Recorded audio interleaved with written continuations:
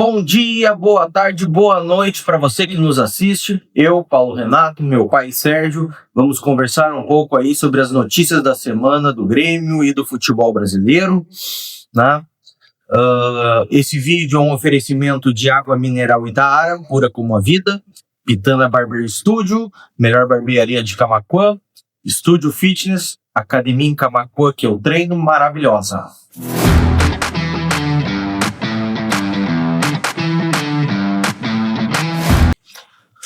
Pois é, aqui é um canal de opinião de torcedor para torcedor. Falaremos então agora sobre os acontecimentos da semana, já que nos privaram de ver um jogo do Grêmio com essa data FIFA. Eu tenho a opinião de que não quero lançar um palavrão aqui, então data FIFA para mim é uma perda de tempo. Ainda mais tu vai olhar aquele jogo horroroso da seleção brasileira de ontem, que consegue perder de 2-1 para a França com um jogador a mais por um tempo todo quase. Eu já faz muito tempo que não me divirto assistindo os jogos da seleção e me sinto muito, muito triste, muito mal quando tem que parar os jogos do Grêmio por causa da seleção brasileira. Né? Sei que Copa do Mundo é Copa do Mundo, mas para amistoso, olha, parece que a gente fica num limbo ali, né? Você fica perdido querendo assistir o Grêmio e não pode. Pois é, tem muita gente, né? Os treinadores gostam dessa parada para tentar ter um tempo a mais para treinar o time, fazer correções, descansar os jogadores, mas para nós somos torcedores do Grêmio, a gente fica em abstinência. Cadê o jogo da quarta ou da quinta-feira? Eu sinto muita falta dos jogos do Grêmio. Não, e ainda mais que, lógico, para nós é até uma bênção assim que não tem jogadores do Grêmio convocados, né? Mas temos só na seleção brasileira. Nós temos Balbuena no Paraguai, Noriega no Peru, e servindo a seleção brasileira, eu acho que sub-20, sub-17, Gabriel Meck e Thiaguinho. Sim, mas o que eu quero dizer, para assistir um jogo da seleção, para tu poder ter um pouco de proximidade do gremista com a seleção, a gente não tem, né? Então a gente fica, e a gente sabe que tem pelo menos 2 jogadores que mereciam estar lá. Apesar de que para nós é uma bênção que não vão, né? A gente não quer piorar a questão de saída deles, né? Ficar mais fácil para eles saírem, porque se eles forem para a seleção é muito mais fácil de irem para outro clube. Mas pelo menos criaria uma proximidade maior do torcedor do Grêmio com a seleção se tivesse ali um Carlos Vinícius, um Arthur, alguém para tu pelo menos fazer uma relação, torcer a favor, porque a seleção brasileira, olha, eu acho que se botar o time do co-irmão lá jogar, é capaz de jogar melhor que a seleção brasileira. Os cara não conseguem fazer gol que nem o Inter. Bom, eu não vou chegar nesse nível, né? Mas claro que foi uma piada, né? Mas tem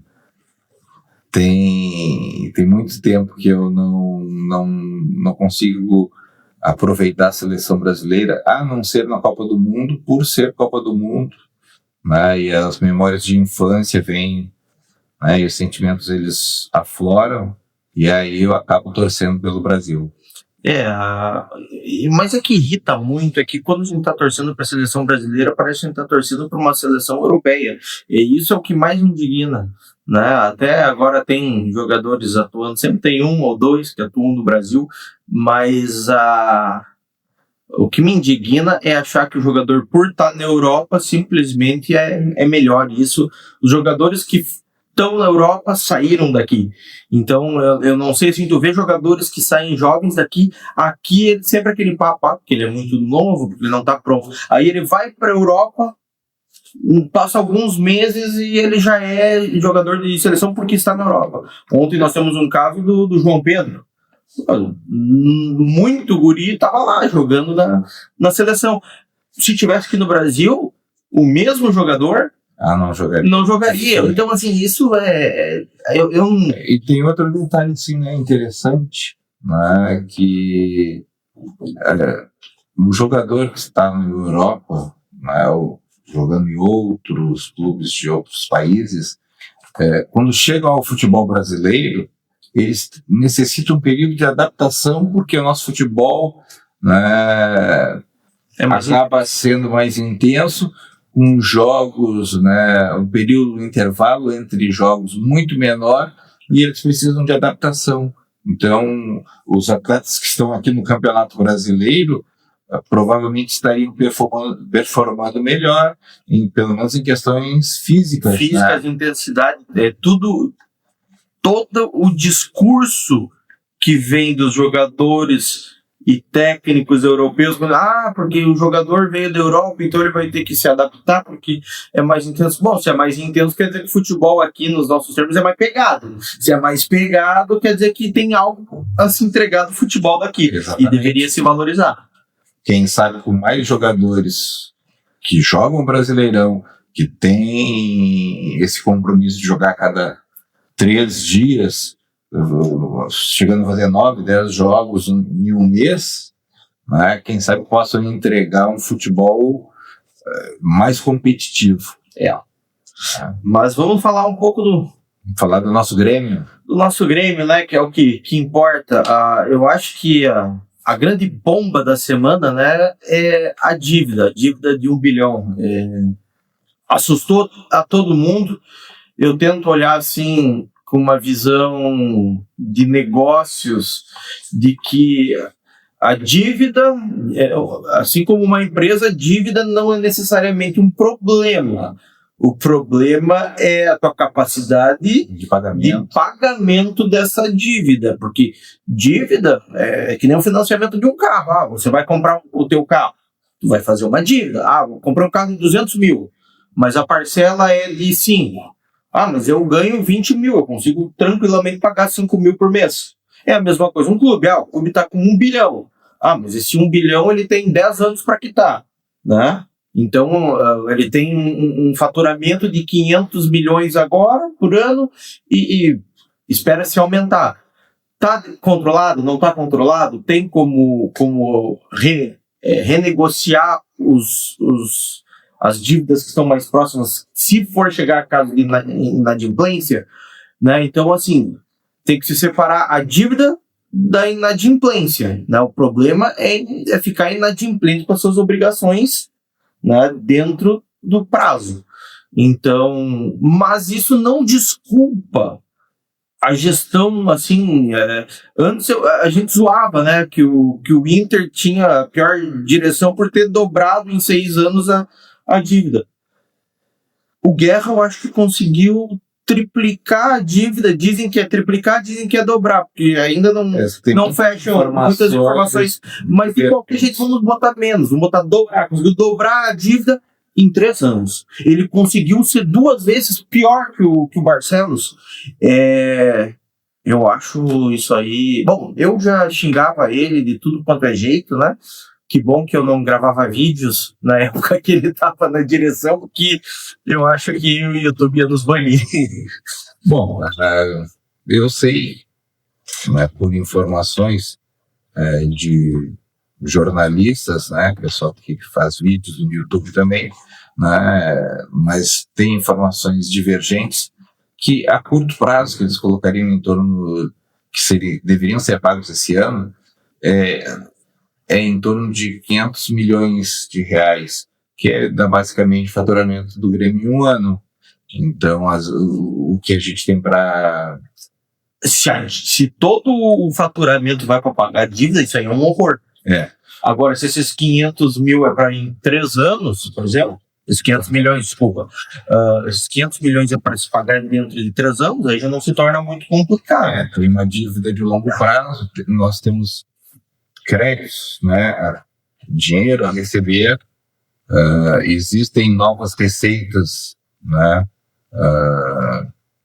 que vão entrar, inclusive nós gremistas temos que pegar um tempinho para agradecer Marcelo Marques, que comprou a Arena do Grêmio, e isso aí ele transformou, né, financeiramente o Grêmio, ao Celso Rigo, que também dentro desses quase 1 bilhão, uma parte da dívida é com os dois. E eles não são de ficar, não pressionam.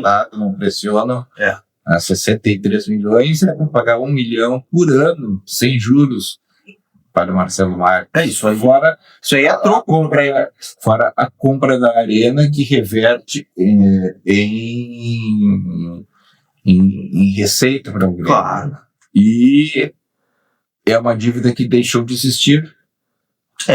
Né? Então, assim, poderia ser um número maior se não houvesse a intervenção do Marcelo Marques e do Celso Rigo. Eu costumo brincar com o pai que o Marcelo Marques, apesar de ter desistido da candidatura, para mim ele vai ser um dos eternos presidentes do Grêmio, porque o que ele fez, nenhum outro fez.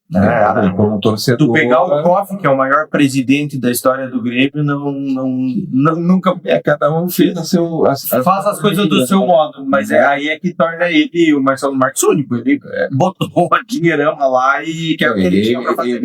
Ele foi extremamente, talvez dá para declará-lo como o torcedor mais apaixonado ou mais abnegado. Eu fico pensando assim, quantos torcedores, se tivesse 1 bilhão, ia largar 20% desse bilhão para fazer o que fez? Exato. Porque não é dinheiro. Mas nem tudo é cenário ruim, né? Tem a questão do novo patrocinador Master, que parece que estão a ponto de fechar com um novo patrocinador Master e que vai entrar um bom dinheiro, né? Eles estão vendo em torno de 80 milhões, pelo que diz, junto com o naming rights. O que é uma venda, acho que muito boa, né? Pois o que eu tenho assim e acho muito positivo é desvincular o nosso patrocinador Master do nosso rival. Não ter o mesmo. Eu acho assim, isso daí é perfeito. Isso foi uma tradição que se pegou que eu nunca entendi. Eu acho uma decisão da direção assim muito acertada. Aí que vem sobre a direção atual. Eu tenho receio, e eu sei que tu também, pai, se eles estão fazendo boas negociações ou se eles estão continuando o caminho do Guerra, né? E com essa dívida de 1 bilhão, toda essa questão, contratando jogadores que não dão resposta, e isso preocupa muito, né? Pois aí entra o caso específico de TT e Nardoni, porque a direção sabia que nós tínhamos essa dívida. Não foi só no dia da reunião do conselho. Eles, desde que assumiram, sabiam que a coisa era muito mais pesada. Mesmo assim, eles contrataram o TT e o Nardoni. O TT até agora não performou como deveria, nem perto de como deveria. Aí você pensa, gastaram, também é divergente, 10 milhões de euros, 10 milhões de dólares, 42 milhões de reais, 40 milhões... a gente não sabe, nunca fica sabendo direito o número, nem o prazo, nada. Né? Mas para aquela função foi vendido o Alisson, que atacava melhor e defendia melhor do que o TT está fazendo, e também melhor que o namorado. Então a gente trocou dinheiro, né? A gente só ficou trocando dinheiro por maior quantidade e perda de qualidade. Por enquanto, né? Por enquanto, a gente tem que falar no momento presente, porque assim, no futuro nós não somos adivinhos. Pode ser que o TT, agora com essa parada da FIFA, acorde, vai saber. Já do Nardoni e Leonel Pérez, eu tenho uma opinião diferente do Paulo. Sabendo dessa dificuldade toda e olhando para o que o Grêmio tinha e vai ter em termos de volantes, nós já tínhamos Nardoni. Não, desculpe. Nós já tínhamos Noriega, Arthur, Dodi como um jogador operário, né? desarmar, correr o campo todo. Vila Sante, por voltar, a gente não sabe como é que vai voltar, mas temos Vila Sante, né, já próximo de voltar. Ainda temos Thiaguinho, poderia no meio de campo ainda aproveitar o Jefinho. Nós tínhamos vários jogadores. Será que valeria a pena? Será que valeu a pena investir mais de 40 e poucos, 50 milhões de reais no Nardoni? Será que era o momento dessa compra? Eu no início, quando nós estávamos conversando em off, no início eu discordei, mas quando se trata da base, eu sempre tenho uma opinião muito favorável. Assim, eu gosto de ver a base sendo utilizada, principalmente se ela está sendo utilizada de modo de reserva direto, né? Tendo eles como reserva. Mas assim, eu sei como que técnico quer ter experiência, né? E não importa, pode botar nas costas do Luiz Castro, pode, mas se tu botar o Mano Menezes, vai querer. Se tu botar o Renato Gaúcho, vai querer. Vai pior ainda. Cascudo. Quem tu botar ali, que tem que ter o experiente, pensa diferente. Então, é aí que eu entro. Tinha que se contratar para ter mais opções, né?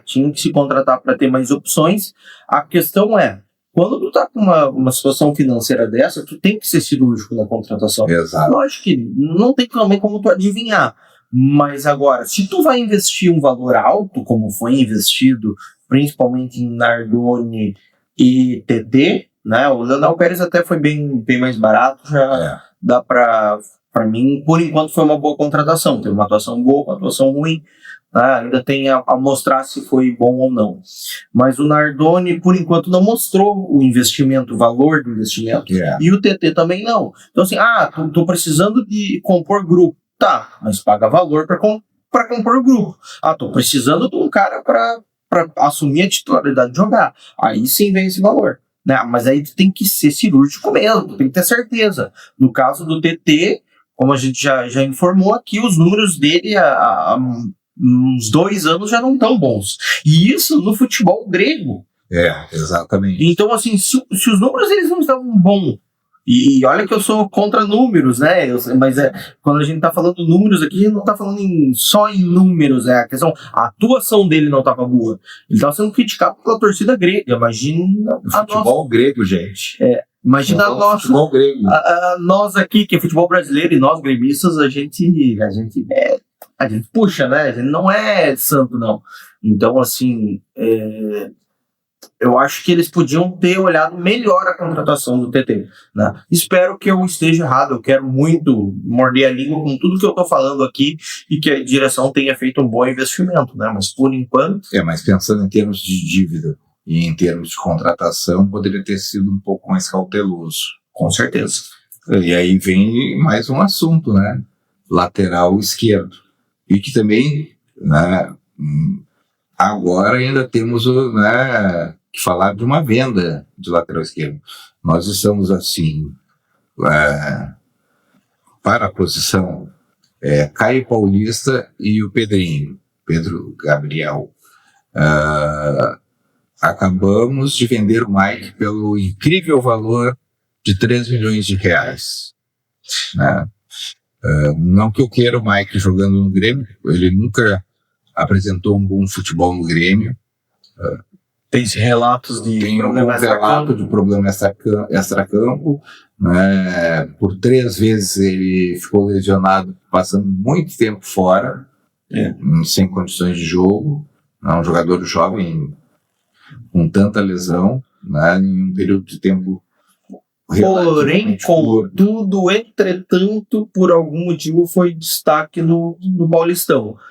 Eu não sei se o nível dos laterais esquerdos no Paulistão tão ruins assim, ou se realmente o Mike deu uma melhorada. Mas eu, de qualquer modo, não acho que é... Ou é uma praga na lateral esquerda do Grêmio. Sai o lateral esquerdo e ele... né, vira destaque. É só pensar, né, no... O Reinaldo saiu e foi destaque no Brasileirão, lá pro Mirassol. O Cuiabano. Agora o Mike. Mas eu acho que a direção, eu acho que contratar agora não ia ser o ideal.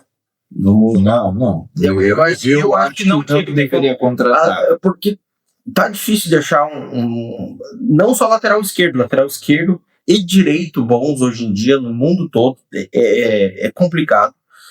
E contratar agora correndo não é o ideal. Mas eu ainda acho que o técnico deveria tentar usar o Pedrinho só para ver. Treino é treino, jogo é jogo. Eu sei que ele vê no treino. Mas tenta botar no jogo. O Caio Paulista provavelmente não vai jogar contra o Palmeiras, porque ele é emprestado do Palmeiras, não se vai pagar um valor para o Palmeiras para ele poder jogar. Possivelmente entre o Pedro e Gabriel. Mas já escuto pessoas falando que será que não era melhor colocar o Vieri na esquerda, o Kahneman no lugar do Vieri só para esse jogo.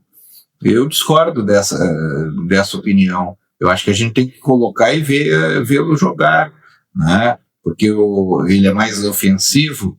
Mas lateral ofensivo também tem que saber defender. Exato, e tem que falar para ele, tem que voltar. Ponto. E outra, o Vieri tá se destacando também, vai ter o Vieri para cobrir ali. Se tu tivesse um problema, tipo um Balbuena da zaga esquerda, aí seria complicado. Agora, tu tem um zagueiro que tá firme, tá se destacando, tenta botar o guri para jogar uma partida, né? Pois é. Eu gostaria de vê-lo jogando. E gostaria de vê-lo jogando na fogueira, porque não adianta colocar em jogo fácil, porque em jogo fácil muito jogador se destaca. Dá o exemplo ali do Roger nos primeiros jogos do Gauchão, que se destacou muito bem quando começou a pesar mais os jogos, ele já começou a perder muito rendimento. Eu ainda acho que tem que se dar oportunidade para ele em relação ao TT, porque o TT está precisando de uma... Ele deveria ser o reserva imediato da namorada. Eu acho que o TT está precisando de um balde de água fria para ver se dá uma acordada, né? E aproveita e vê como é que o Roger vai sair, porque entre tocar o TT e o Roger atualmente ali, o TT e o Roger, não vai fazer muita diferença, nem ofensiva nem defensiva, porque o TT não vem performando nada, e o Roger, quando entrou, também não entrou mais ou menos que nem o TT. Então vamos dar mais chance pro guri, porque o guri pelo menos pode no futuro próximo gerar algum valor, né? Exatamente, e a gente entra em mais um assunto, né, Paulo?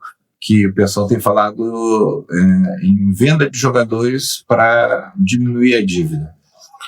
E, por exemplo, tem jogadores que eu acho que eles devem ser selecionados, as vendas devem ser selecionadas. Tem jogadores que a gente deve aproveitar por mais tempo no time para ver se a gente ganha alguma coisa, se eleva o nível do time. Primeiro o exemplo que eu vou utilizar aqui agora é o do Vieri. Vieri vem numa ascensão. É um jogador de 20 anos, com todas as qualidades que nós sabemos que ele tem. Eu acharia muito prematuro vendê-lo já na janela de transferência agora do meio do ano. Eu acho que a gente deveria aproveitá-lo mais, talvez até acontecendo uma valorização maior dele. Eu sou plenamente favorável, né, à manutenção do Vieri, né? Para que ele venha se valorizar, e eu acho que ele vai se valorizar. É sempre um risco de segurar, mas é também difícil de gringolar, né? Porque se o jogador mantém uma constância de boa fase, quer dizer que qualidade ele tem, né? O jogador ruim, ele vai ter aqueles lapsos muito bruscos, né? Um jogo bom, um jogo mau, né? O jogador ruim que está em boa fase, né? Então, eu acho que o Vieri tem que se segurar. Eu tenho uma visão já meio ambígua sobre o Mac. Às vezes eu acho que se vier uma boa oferta pelo Mac tem que se vender. Às vezes dependendo do jogo, eu olho assim, mas talvez segura que ele vai maturar mais e vai ficar melhor. Mas hoje eu sou mais favorável chegou uma proposta boa financeira, vende. Porque tu consegue meias melhores atualmente que ele por um valor menor. Vou dar um exemplo que nós temos, na minha opinião, o Monsalvo, por enquanto, é muito melhor que o Mac. E é um valor bem menor, e a idade ali, o Mac é um pouco mais novo, mas... O Mac é bem mais novo. Não, mas... 17, o Monsalvo deve estar com 22. Mas aquilo pra mim, de 17 para 20 não faz diferença. Ele tá com 21 agora, eu acho, o Monsalvo. Para nós não faz, mas para quem contrata, faz. Sei lá, pra mim o Monsalve foi comprado barato e pode ficar ainda 10 anos no Grêmio, entendeu? É o que eu acho. E se for revender o Monsalve daqui 4 anos, ele ainda tá com 26. Então, se ele é melhor, pra mim, então eu acho que o Mac consegue uma proposta boa, eu venderia, né? Eu, como se eu fosse gestor, se estivesse na posição da direção, eu acho que hoje eu venderia o Mac, né? O Roger é um outro que eu gosto. O Roger é um que eu... Né, se eu conseguisse botar uns jogos ali... venderia. Vamos supor que o TT não venha performar, né? Que o Grêmio tenha jogado dinheiro fora. Eu prefiro ir botando o Roger a jogar, porque vai acontecer 1, 2, 3, 4 lances durante a temporada em que ele vai fazer uma jogada, vai fazer um gol, pode até fazer um lance espetacular ali. Já dá para fazer aqueles melhores momentos que engana o comprador. E aí, a partir daí, tu pega um guri que tá ali e tu transforma em dinheiro. Transforma em 10, 20 milhões, que seja. Mas o pior é tu investir o dinheiro num jogador, pagou caro num jogador que já tá mais velho, né? Mais velho, eu digo assim, o próprio TT, que já tá com 20 e tantos, né? 25. 25, 26 já não vai pra Europa, já é mais complicado tu vender pra Europa, não pra Brasil. Sim. Então, assim, é muito difícil tu pegar esse valor que tu pagou, se ele não vier performar. Não. Se ele não vier a performar muito bem, tu não vai recuperar esse valor. Agora, com o guri, mesmo o guri não se destacando muito, tu acaba vendendo para os Estados Unidos, para a Arábia, para a Turquia, para onde for, e tu ganha um bom valor. Falando nisso, eu até fico surpreso. Falando dos Estados Unidos, um time dos Estados Unidos teve a coragem de oferecer 3 milhões e pouquinho de dólares pelo Noriega, que é jogador que a gente, trabalhando bem, dá para vender acima de 10 milhões, tranquilo. Olha, eu vou comparar com o que nós temos. Se o Nardoni vale 7... ou 10, porque o número... Alguns dizem 7, outros dizem 10. Eu sempre trabalho com o menor para facilitar. Se o Nardoni vale 7, o Noriega, que está aqui, tem atuado aqui pelo menos 10 vezes melhor, para mim ele vai ter que custar no mínimo 10. Exato. Agora vem com 3, para mim é negado na hora e exatamente. Contrata outro. Então, nesse momento, eu acho que a direção vai ter que ter muita paciência, analisar tudo muito bem para não sair vendendo e perdendo dinheiro e qualidade no elenco. E sobre o naming rights da Arena, queria saber o que vocês acham. Quem será que vai ser o comprador aí do naming rights? A gente ouviu boatos que seria BYD. É um dos boatos. Será que confirmado? Será que ficaria bonito o nome? Arena BYD? Ou BYD Arena? Né? O que não pode ser é o nome de uma bet, né? Aí não. Aí não dá. Ou que nem eu sempre zoo, né? Que nem o Morumbi que vendeu pro Bisa. Eu acho o nome muito feio, Morumbis. Com certeza. Só tomara que não venha algo assim. Mas a gente quer saber o que vocês acham, que empresa que seria legal aí, tá, pessoal? Né? Comenta aí. O que vocês acham, curte esse vídeo, compartilha com os amigos se vocês gostaram, né? Ativa as notificações, deixa um likezinho, por favor, nos dá essa força aí, nos ajuda, tá? Esse vídeo é um oferecimento de água mineral Itaara, pura como a vida, água levíssima, pH baixíssimo, pH neutro, sódio baixíssimo, né? Água assim extremamente leve, fonte surgente, ela é diferenciada. Se você tomar, tu vai ver que ela não vai te pesar a barriga, diferente de outros aí, né? Pitanda Barber Studio, né? Barbearia em Camaquã, né? Um ambiente muito legal, pessoal lá muito gente boa, que aí lá só para tomar uma geladinha, tomar um cafezinho, bater um papo também pode, tá? E Studio Fitness, né? Academia aqui em Camaquã também, academia que eu treino, né? um maquinário muito bom, instrutores muito capacitados, todo mundo gente boa lá, né? Então, tenho certeza que se tu for lá, tu vai botar o shape em dia. Tá, pessoal? Isso aí. Um abraço. Um abração. Até mais. É.